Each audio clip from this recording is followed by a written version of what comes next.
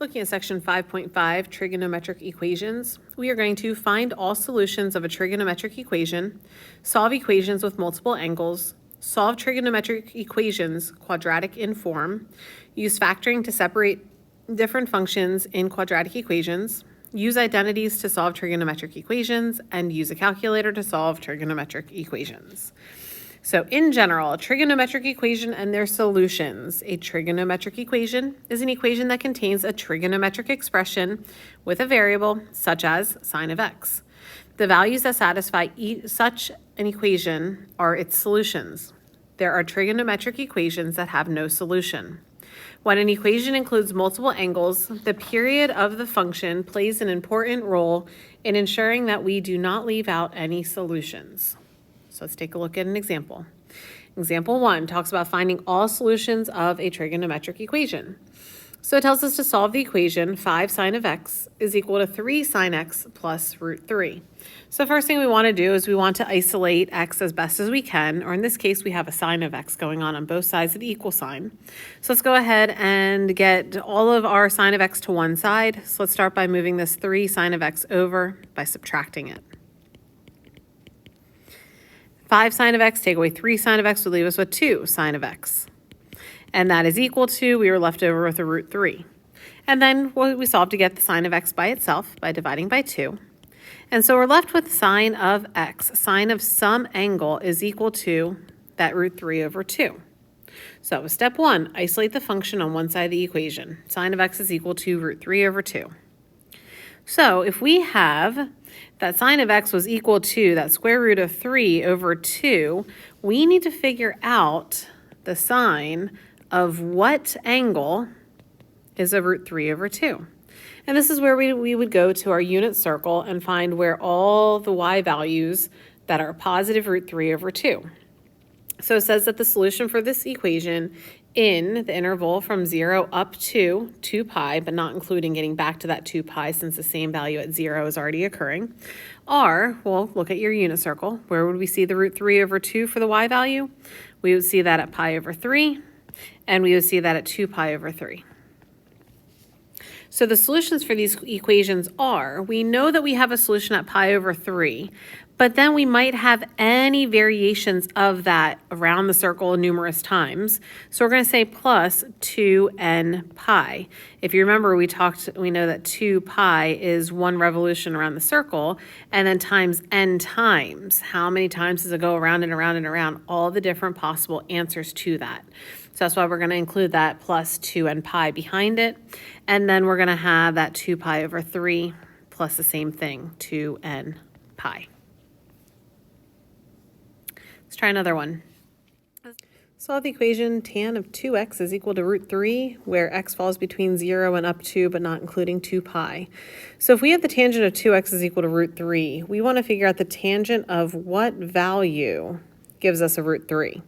And so we can go to our unit circle and figure out, well, the tangent of what would give us a root 3. And we would find that pi over 3 would be the first angle that would give us a root 3 as an answer.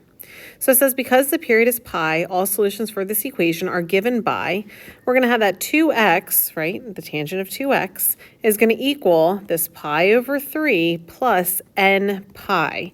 Now, if you remember a sine and cosine have 2 n pi, where tangent only has 1 n pi. So if we have a 2x is equal to pi thirds plus n pi, then we would solve to get x by itself. We would do that by dividing by 2, and whatever we do to one side, we'd end up doing to the other side. So then if I were to take a pi over 3 and divide by 2, that's going to give us a pi over 6.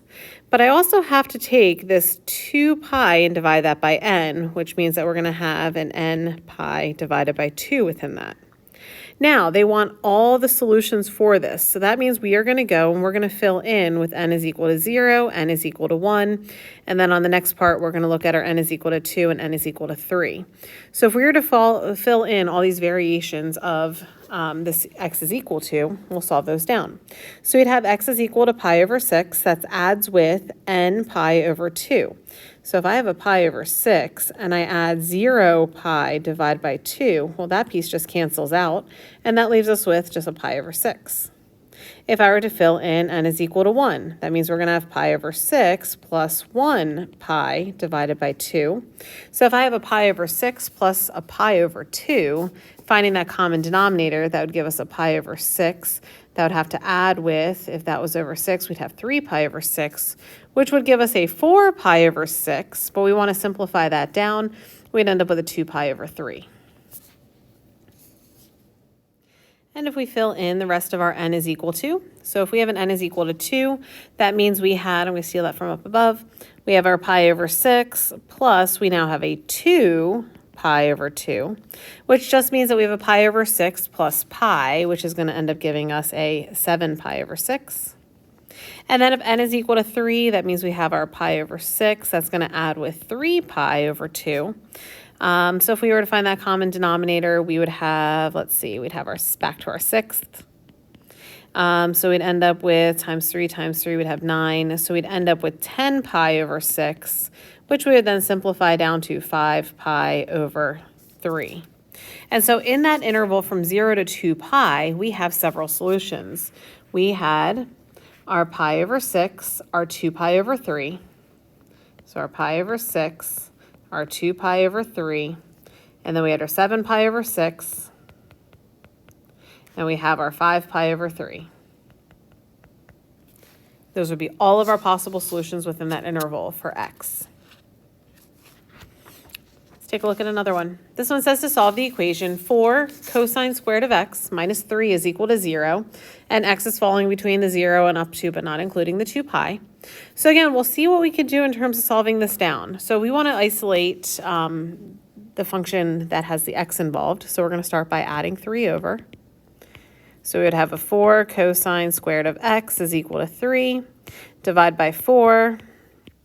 We'd have cosine squared of x is equal to 3/4. And then our goal is to get x all by itself. Well, x is being squared, so we're going to undo a squared by taking a square root.